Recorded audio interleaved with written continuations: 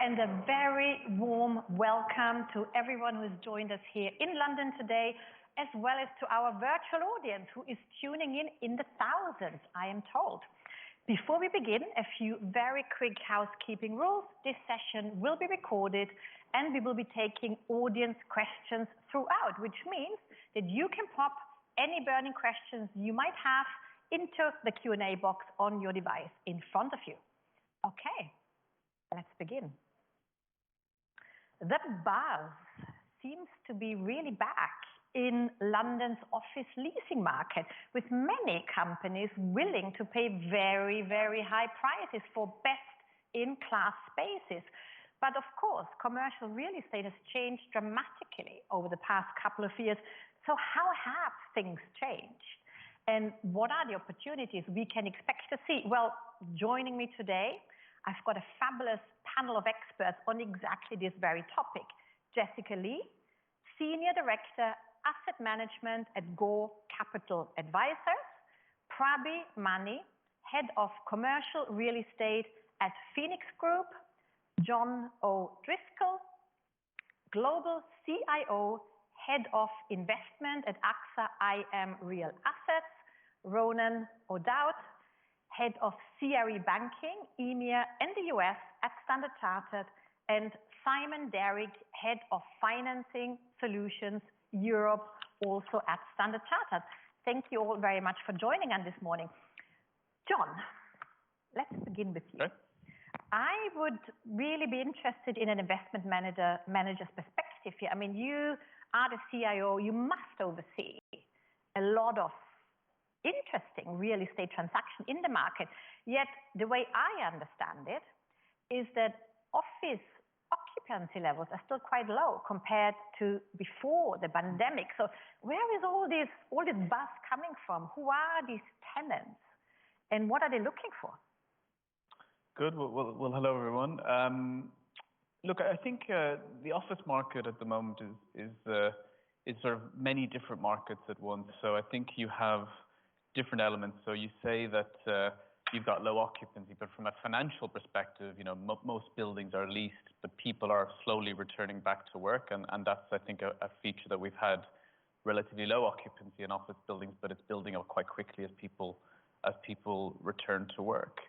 You've had a very active leasing market, so people wanting to procure space in one element of the market, and then you've had more difficulties in the other. And I think there are just certain themes that are relevant from an occupier perspective and relevant for an investor perspective. So when I look at the office market, what the tenants really want, and this is what the investors should also really focus on, because ultimately you want to own assets where people want to be in, it is changing, and it had been changing pre-pandemic. So there's a little bit of pandemic acceleration like we've seen with a lot of sectors, but in the office market, people really want something different. So the old equation with offices used to be, well, I have 500 people, I need this many desks, which was typically 500, probably a little bit more to plan for some expansion, and I need to have this amount of space per person.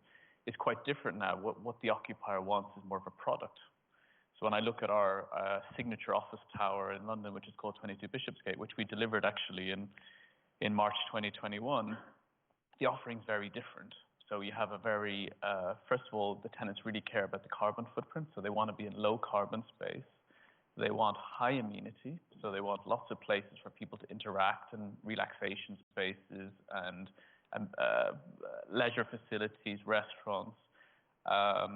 They want healthy food. They want, easy access.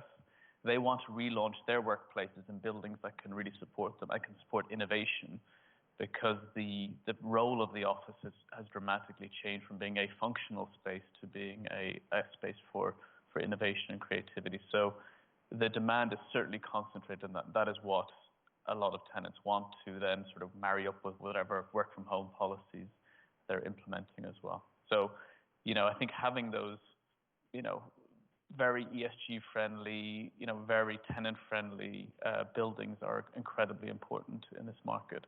And at the other end of the spectrum, I think there's a big job to be done in the market to improve a lot of the existing stock, which doesn't fulfill those purposes. Great. It's interesting because I was actually just talking to a friend of mine who in Singapore who visited one of those new office buildings, and she was telling me there's a kennel in there and a climbing wall. So really a very different place to work than I was used to. Jessica, let me bring you in on the conversation here. I mean, you have an interesting background. You are Korean, you worked in Korea, you've worked in LA, you're currently based here in London, and your current role really focuses on attracting Asian capital investment into the UK. So what are you seeing? What are these Asian investors really looking for here? And are they finding what they're looking for? I guess the Asian investors, when they look at investing overseas, they want trophy assets. And that's how Gaw Capital also debuted into the London market. We brought Korean capital into investing on core assets.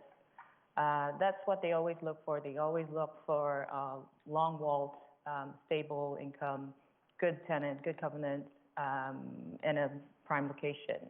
I mean, that has never changed. And I think it's because of the yields, the interest rate going up and inflation.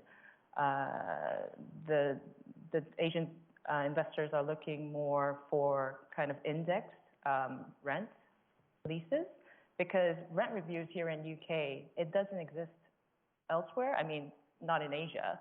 So when they look at investment memos and it says rent reviews, it's really hard to determine what the rent will be in 5 or 10 years.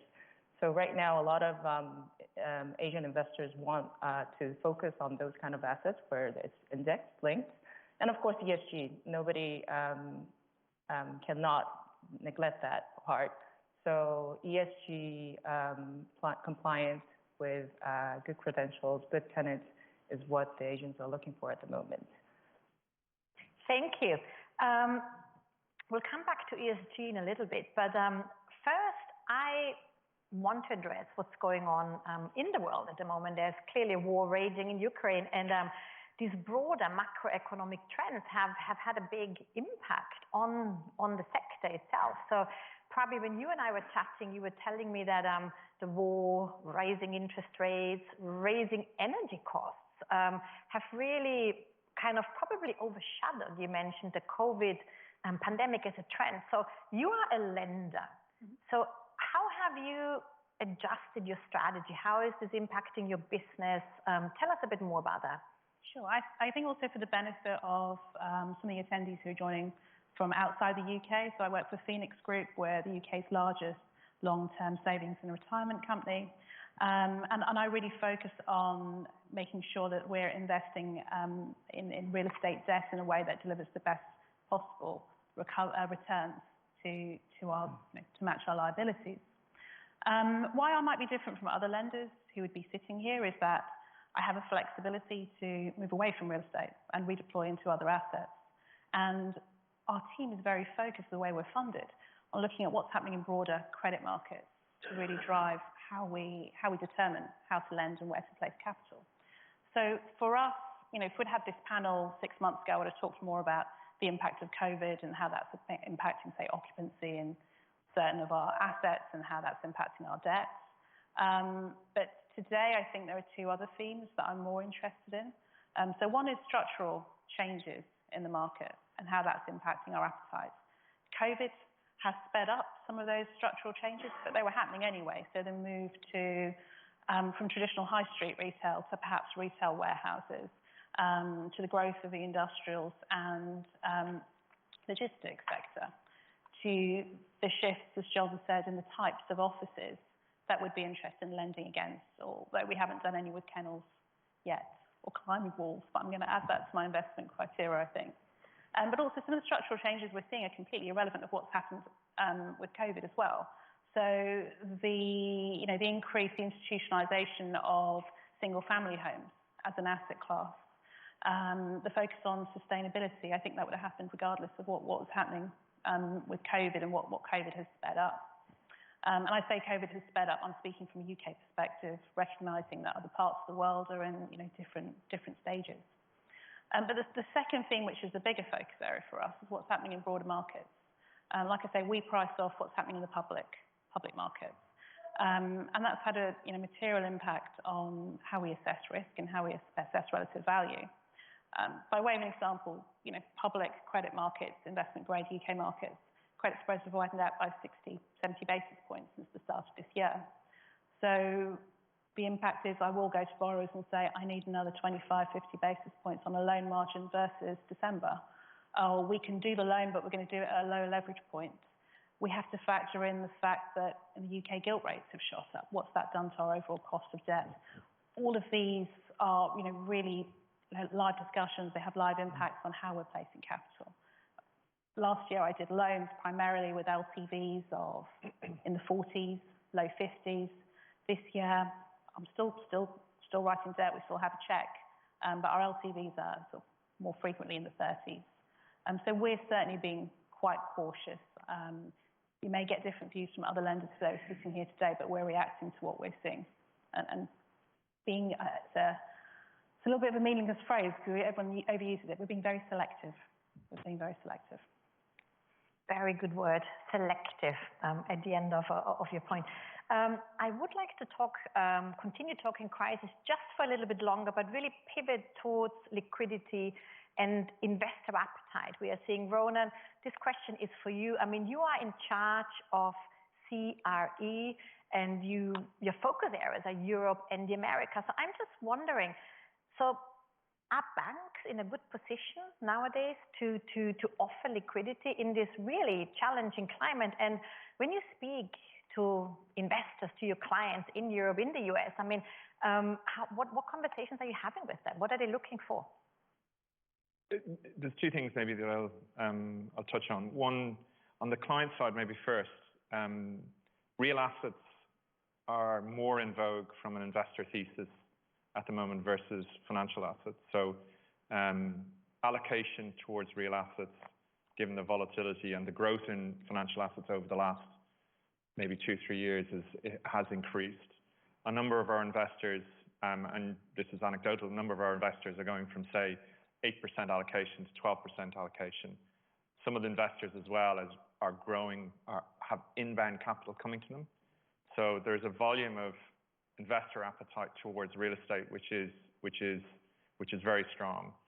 The volume of appetite is sort of, again, sector focused. So logistics, what people are calling beds and sheds. So residential for lease, BTR as they're called in the UK, multifamily in the US,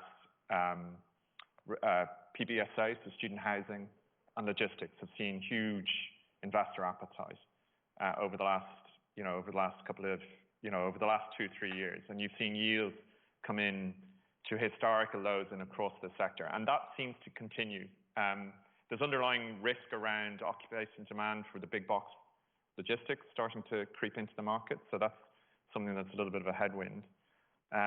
So liquidity from the client side towards those asset classes is very strong. Long income office, still a lot of appetite. So Korean investors are very active at the moment. They're seeing opportunity into that sector. We've been active on the financing side on 2 or 3 transactions over the last while. And then you've got the other sectors which have been sort of impacted either directly or indirectly by COVID. So hospitality, you're starting to see activity come back. Anecdotally, our clients are saying that the last 2 or 3 months in Europe and in certain markets in the US have been very strong. Retail as well, we're starting to see activity back in retail and demand back in retail, and retail warehousing, which was mentioned earlier, has started to see sort of quite a lot of appetite. And then on the liquidity side, on the bank side, I think banks are in a much better position vis-a-vis vis-a-vis GFC. So the capital that is inherently in banks, the regulatory environment has meant banks are better able to withstand sort of headwinds. And I think COVID, if you look at COVID with a lot of impact in certain asset classes, the bank market basically just sailed through it to a greater or lesser degree, but on average sailed through it. Liquidity, what we're seeing is that we're definitely seeing, as probably said, a lesser liquidity in the insurance capital side from a debt point of view. I think that's more pricing driven, but we're definitely seeing continued liquidity on the bank side.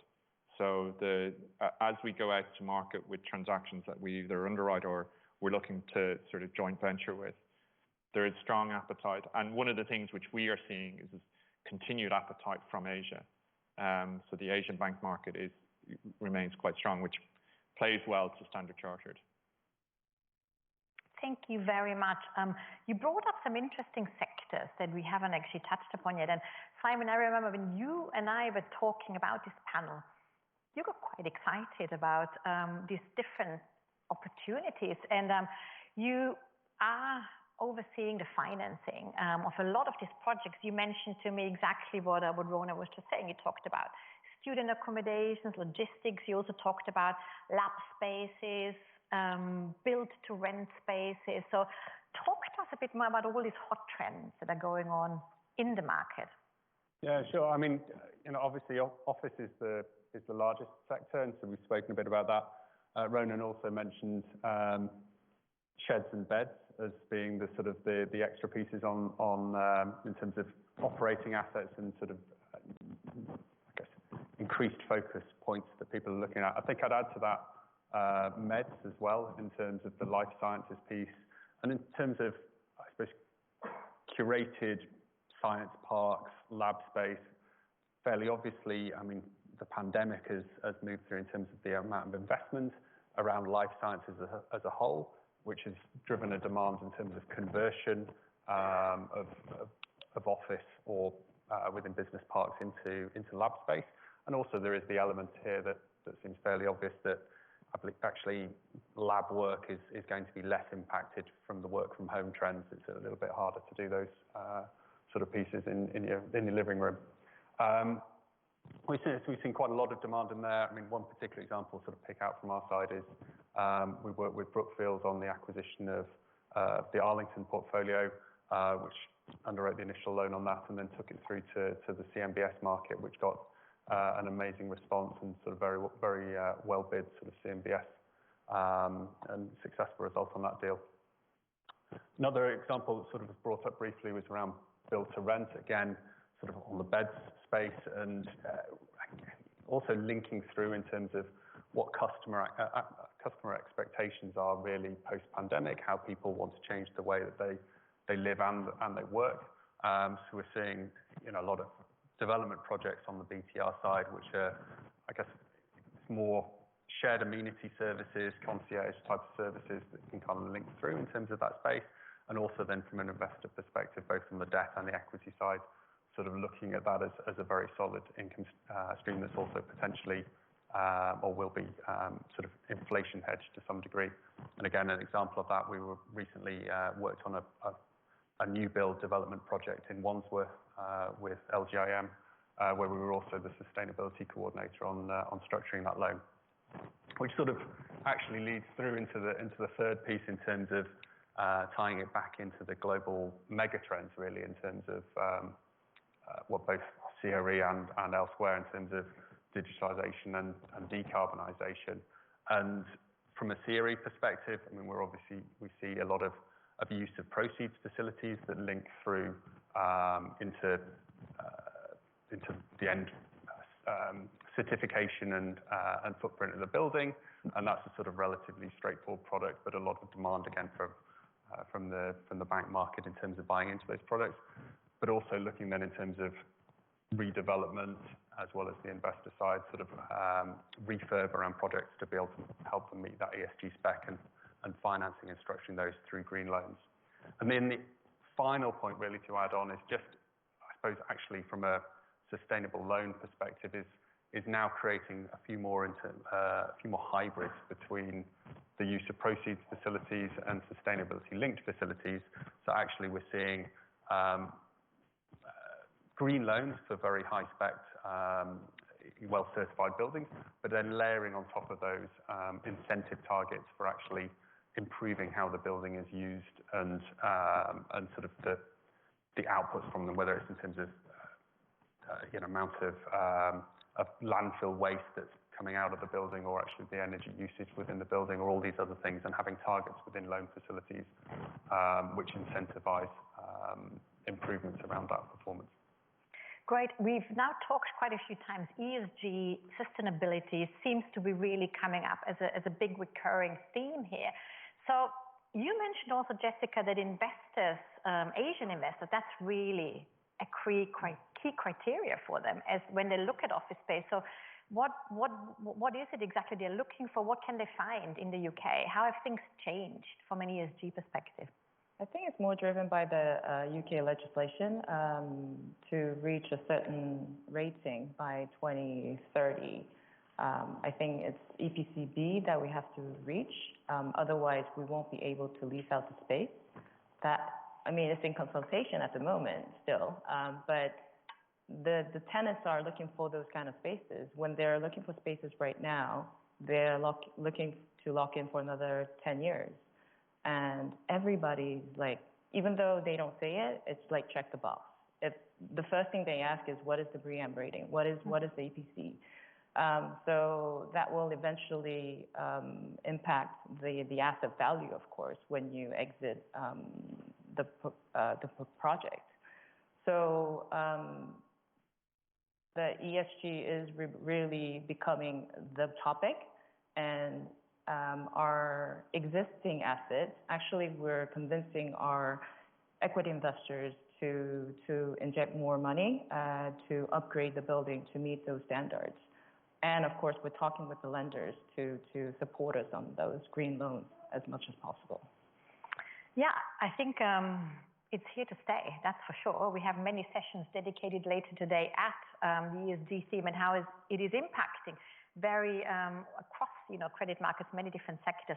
I'd like to address some virtual audience questions that have come through, so thank you very much for posting them. And also here in the room, if you have any questions, please feel free to pop them into the Q&A box on your device in front of you, because it will come up on my screen here.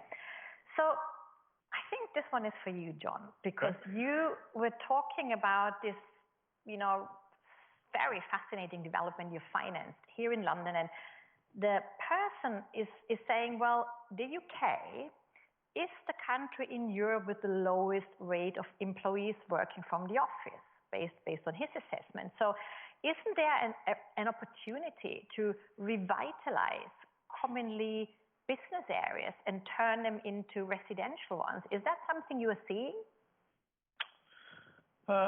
Well, maybe the first part. I think it's early to tell how the sort of balance comes between working practices. So I think it's difficult to judge, and I think the prevailing logic is there is a role for the office and there is a role for home working, and it's never going back to the way it was. But it makes me more confident in office spaces, but they just look different. They're homes for innovation. They're not desk factories or laptop factories. So I think in terms of and I think we feel it more strongly having had a very direct experience in a building we developed and have been actively leasing, that we feel confident that we know the occupiers still see a very important role for the office. I don't see a mass opportunity of a sort of shift in usage from offices to residential or others. Probably just more of a change of shape of the existing office stock, and then selectively, of course, there are always opportunities to redevelop into different uses. It could be residential. We're quite active investors on the life science side, so it can occasionally be life sciences, but it's not so easy to convert office buildings into lab buildings. There's a lot of structural impediments to that. So, but in terms of more tech-oriented space, a little bit of life sciences, residential, leisure, yeah, absolutely, that process will go on. But the ESG underpin is critical, and just picking up on one of the points, there is a regulatory aspect to ESG, and I think that's very important. But the drivers that we're seeing that are much stronger are coming from our investor side, and it's coming from our tenant side. So when the people with the capital and the people who pay the rent have it absolutely at the top of the agenda, the regulatory piece actually for us, that won't drive our ESG strategy. It'll be what the people who generate our returns are asking us to do. So let me ask a follow-up question on this, because it also ties in with a question that came up in the room here, which is contribution of ESG in CRE, and I'm going to slightly rephrase it because I'm actually curious, John, so how do you measure that? How do you really measure the impact of what you're doing on ESG, more broadly speaking, when you have your conversations, with your shareholders, with investors? How do you tell them how the impact it is all having? It's multi-layered. I mean, look, and it's changing. I think, this pace of evolution is incredible and what people expect from us. So, we're making commitments within funds that we're raising in terms of decarbonization commitments. We are engaging much more closely with our customers, our tenants. That's how real estate's really. I mean, to me, that's one of the big changes across all sectors, is that to me, it's more of a product and a customer business than it is about a square feet and rate per square feet. So in terms of how we engage with our tenants, very important. We're measuring NPS scores. We're, making sure the people in our residential buildings are happy to be there and that we're listening and that we're reacting to that. We're measuring our social impact. We're delivering housing on an affordable basis across the globe, particularly in Europe. So there's multi levels. There are some industry associations that are putting metrics on, but I think that's evolving. The sophistication of the people asking the questions. So it's kind of not okay to sort of put the picture with the leaf and a few nice things. They want to say, well, how much carbon have you taken out? Let's measure this. Give me tangible metrics that I can hold on to. What is the NPS score of that apartment building that you own? When's the last time you did a survey? It's not simplistic anymore. So I think that's driving the industry to be better. So ESG is clearly a hot topic because we keep getting more audience questions in the room on the ESG theme. So probably I was just wondering, maybe you want to take this. So the person here is sharing with us that, we talk a lot about ESG. We've talked about it extensively, but he feels that it is primarily the E that we are addressing here in the conversation. So what about the S and the G?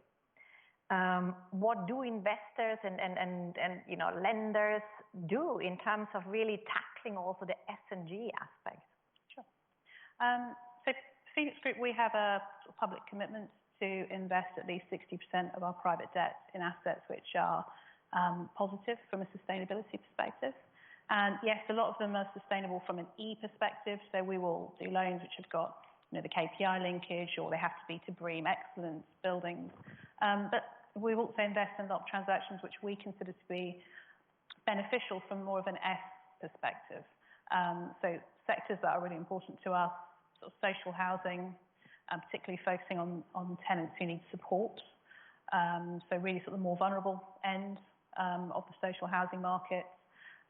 We've also looked at sort of healthcare as well. So we would lend to care home landlords who are providing an essential service. So there's a clear sort of societal benefit. So outside of the E, there's lots of S assets which are really important to us as well. And are there any particular parts of the UK where you're mostly driving those? Can you elaborate a bit further for us, or is it in London primarily? No, around the UK. Around the UK, the demand for social housing is across pretty much every single local authority across the UK, where waiting lists are significant. So there's demand, and we have capital to place across the UK. And I think that's a thing that you'll also see across other jurisdictions as well. So we have also invested, not in a real estate debt format, but in a slightly different debt format, to overseas, to European care homes, social housing as well. So I think the demand is global, and sort of inflationary pressures and the impact that will have on consumers and individuals, that demand unfortunately only likes to grow. Thank you very much. Ronan, if I may pose the next question to you. We talked a lot about the healthcare sector, life sciences, and I believe when we had a conversation, you also shared with me that it has actually quite heavily impacted the way we think about office space today. We have learned a lot from the collaborative nature of these environments. So what do you see? Is that the same in the US? It's the same demand there? So the life science sector came more from the US. So I worked in Boston, which is the life science capital of the world. And if you go to Cambridge or you go to the Longwood medical area, it's dominated by this sector. It's dominated by, and you need to be close to universities. So there's a sort of an ecosystem that works around the life science sector. If you look at the UK, and I can't remember the statistic, but the government is going to spend somewhere between 50 and 70 billion pounds over 10 years on investment into this sector. That's going to go into universities. It's going to go into companies. You'll have grad students coming out of these universities, developing companies, developing vaccines. All of that needs to be done in space. And I agree with John's point. It's not necessarily easy to retrofit an office building into a lab space. The investment is better from the start. So building new lab, building new office, the HVAC systems, how clean it has to be, all of that stuff. I think that's a sector that is going to grow. And with the investment and with the requirement to be in space, I think it'll be, from a lender's point of view, it'll be a good long-term financing opportunity. It technically doesn't provide the greatest risk because your tenant risk is quite high because a lot of these are growth companies. They're in IPOs. They're waiting on the development of a particular medical device or outcome. So you're taking a bit of risk, but the demand side is so strong, you will backfill. And so I think lenders need to go through that to get it. On the ESG side, like I'm sort of maybe a little converse to this. I think there's an opportunity in the office sector. The point that Jessica made about the EPC A and B, 70% of all stock will be obsolete or potentially could be obsolete in 2030 in London. There is going to be more than 30% occupancy requirement for office in London. And with cost of building, with land costs not moving, you're going to have a bit of a supply-demand imbalance, and it'll be an opportunity for investors to either retrofit older office buildings, and I think this goes to the ESG point, because there's embedded carbon in these things. You don't want to be putting in new steel, new concrete. You want to reuse these buildings. So there's going to be a definitive opportunity set in that, and I think the private equity mindset and the asset managers are starting to pinpoint this. And actually, if you just go around London, you'll see a lot of buildings that are old buildings with scaffolding all over them. So I think the sector is ripe for that. There's a lot of activity going on to retrofit, fit to purpose, make those buildings fit to purpose. I'd like to remind everyone, we are running a live Q&A. Please pop any burning questions you might have into the Q&A box in front of you. We've got someone else from our virtual audience asking us a question. I was debating, who do I pose it to? So I'm thinking I'm starting with you, Simon, and then I might pivot to John on this one. And the question is, how will global funds and financial institutions, how do you think they will geographically allocate their investments in the CRE space? I mean, in terms of observing what we're seeing from investor side, and I think, John is almost the perfect person to answer this question, but from what we're seeing, actually, and speaking maybe from a European context, I mean, we are seeing an increasing allocation into Europe, and from, it's been mentioned already in terms of sort of Korean investors and how particularly Asian money sort of looking across into Europe and expanding out from that front. So certainly in terms of, support around the European market, it's an inflow market. It's still strong, both from domestic demand, but also sort of the inflow side. But to speak more broadly, I think maybe John or Ronan could speak across other areas. Yeah, I mean, look, I think it's very, there's always an element of macro and sector view within everything we do. But, across all the geographies we work in, there are different levels of opportunity, and they differ between geographies. So I think in any market environment, you find opportunity, whether it's, the price of steel and concrete increasing, so retrofitting becomes a better deal, whether it's the life sciences topic that we talked about in terms of the R&D spend in Europe, particularly increasing a lot. So like life sciences is probably a nearer term opportunity in Europe than Asia Pac just now, and it was previously in the US. So you do tend to go a little bit in cycles. So we're doing different things in different parts of the globe, and that's obviously attractive to different sets of investors. So I probably don't have a very top-down view of that. It tends to be much more of a bottom-up one. Thank you so much. ESG, it keeps coming up from our audience, and Prabhi, I think this one is for you. You talked about the work you're doing beyond kind of the E, and the audience member is asking, so how is there a way that you can rate S and the G? So is there a way to quantify it? They were saying that for E, there are clearly certifications out there. Yeah. So what about, the other aspects of sustainability? In the sectors that we're looking at for real estate, I think the S and G become, well, probably more the S, because I think the G is less of a focus for our area. It becomes a little bit binary. So whether or not it's within a sector which we consider has got a societal benefit, rather than us necessarily rating amongst the different subsectors. So yeah, it's a challenging one. We just tend to think about it in terms of sort of sector rather than rating within that. E is a lot easier. We have multiple metrics that we can use there. There's elements of S you can quantify. I guess an example is whether or not you have a regulated provider in social housing, which is for-profit versus not-for-profit. So you could rank those according to what their aims are. But for us, we think more about sort of the actual end user and the end demand. But yeah, it's a tricky one. I think it's something that we've seen in lots of other areas. You see it as impact investment scoring and mechanisms being set up on that. I think it's I agree with probably actually how a lot of the market tends to look at it is that binary approach in terms of it is either in this box or not in this box. And affordable housing, obviously, there becomes then a point in terms of percentage of market rate rents and all these other elements where it would just falls off the cusp. I mean, across other areas, in other investment spheres, I mean, we probably do look a little bit more in terms of that impact element, and it's something that probably could be developed and we can build out in terms of impact funds from a CRE perspective, but it's certainly, people aren't quite there yet.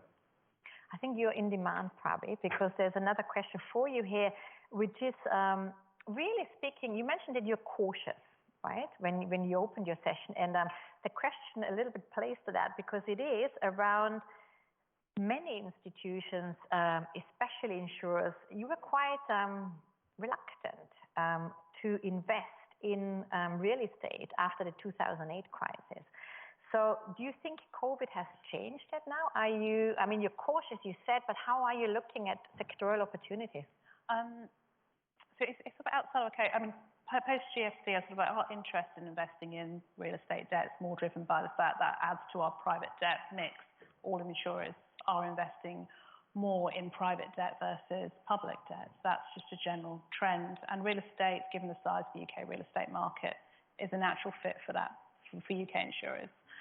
Post-COVID, I would say COVID alone hasn't changed our appetite. In fact, there were some really, really good opportunities, particularly last year, where we did probably our best year ever in terms of volumes and economics. The opportunity was there as banks were pulling back and spreads were fantastic.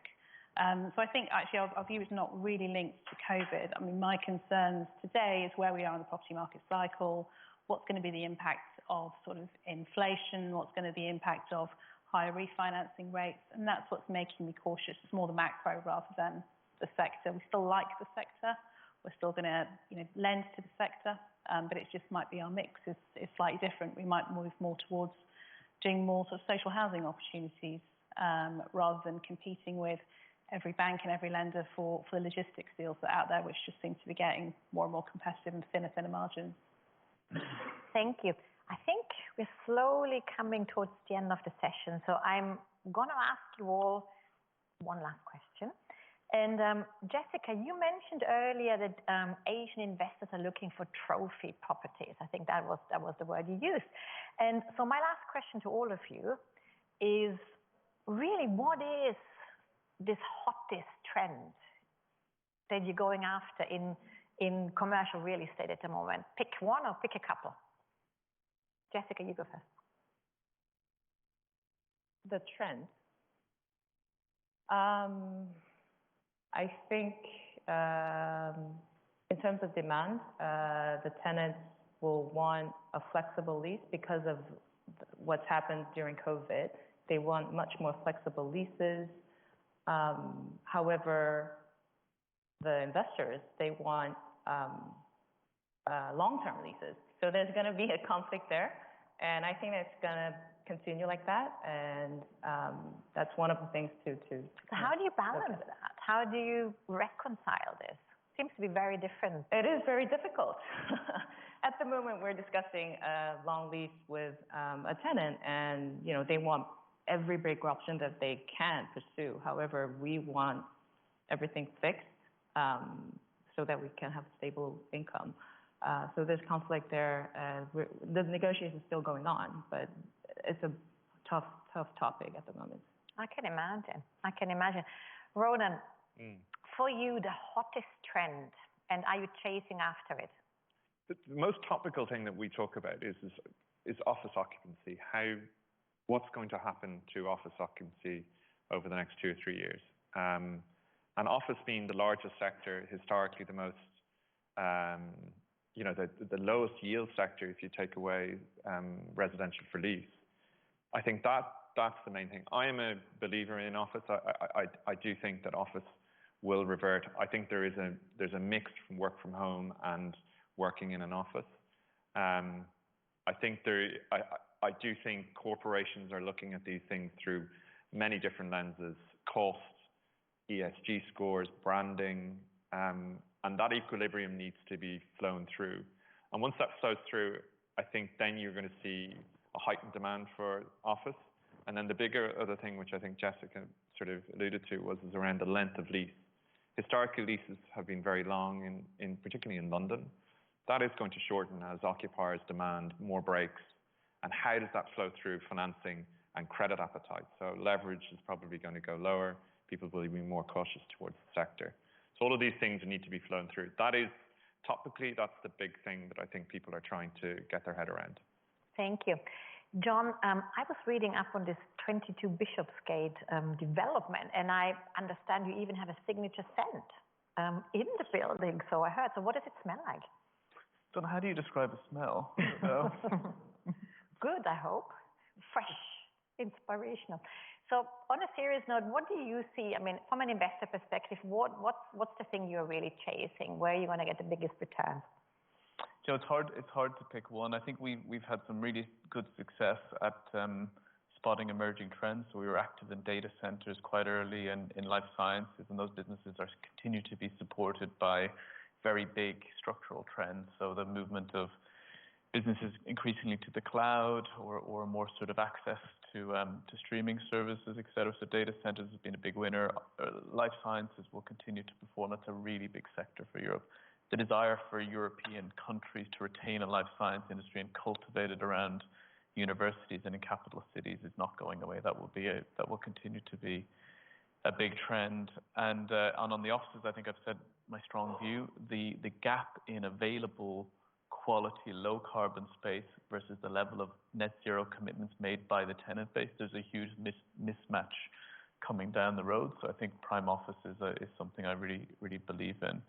But probably the topic just being maybe a broader part of the AXA group that is very interesting is also healthcare, which we didn't get a chance to talk about, but the way digital healthcare is being implemented and how that will change the real estate footprint, I think will also be a very big topic in our sector over the next 5 years. Fantastic. Prabi? I'll take a slightly different angle and not talk about a sector. I think in light of sort of inflation numbers coming out this morning, Bank of England talked about apocalyptic inflation yesterday. I'd probably say inflation insulation from 2 angles. So focusing on sectors where inflation is going to have less of an impact on your gross to net differential, so assets that can sustain an increase in operating costs, but also sectors where that pass-through can be achieved, where rent will rebase more frequently to inflation. So things like, the one that people will talk about as a good example is hotels, where your daily rate might switch, but that's not what you want in this environment. But also things like, self-storage is a really interesting one, because your rents can rebase monthly. Student accommodation, where rents rebase annually. So really looking at that link between inflation and income and also expenses is going to be a focus for me and my team. Thank you. Simon, last but not least. In terms of overall trends, we've spoken about it continually already, but on the decarbonisation side, it's the bigger trend, but it's actually, I think we're at a pivot point in terms of the level of, we're still looking at it on a very unsophisticated level, and there's a whole lot more that can be done and linking through in terms of the retrofit element, embedded carbon, how that's all looked at, and actually really whether we've reached a point now where that accelerates as we'd hope and expect, or actually whether with things like inflation and cost of living pressures and everything else like that, actually whether we step back at this point or whether there isn't enough government pressure around it. I think the point that was made earlier, that it really is the key thing, is actually to the extent that this is driven by investors and by customers and tenants, it will definitely get done at that point if it's driven by the money effectively. I think there's the risk that if it's reliant on a regulatory change and a governmental change, then these other issues that are coming to the fore at the moment will push that further down the line. There'll still be the talk about it and the wanting it to happen, but it'll be let's move the deadlines a bit further.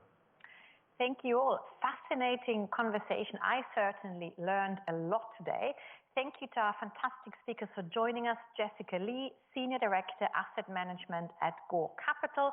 Prabhi Mann, Head of Commercial Real Estate at Phoenix Group. John O'Driscoll, Global CIO, Head of Investment at AXA IM Real Assets. Ronan O'Dowd, Head of CRE Banking, EMEA and the US at Standard Chartered, and Simon Derrick, Head of Financing Solutions Europe, also at Standard Chartered. Coming up next is lunch here for us in London, but right after that, a really fascinating conversation about the Giga Green Revolution and whether it is finally here. So please do stay with us. Thank you very much and goodbye.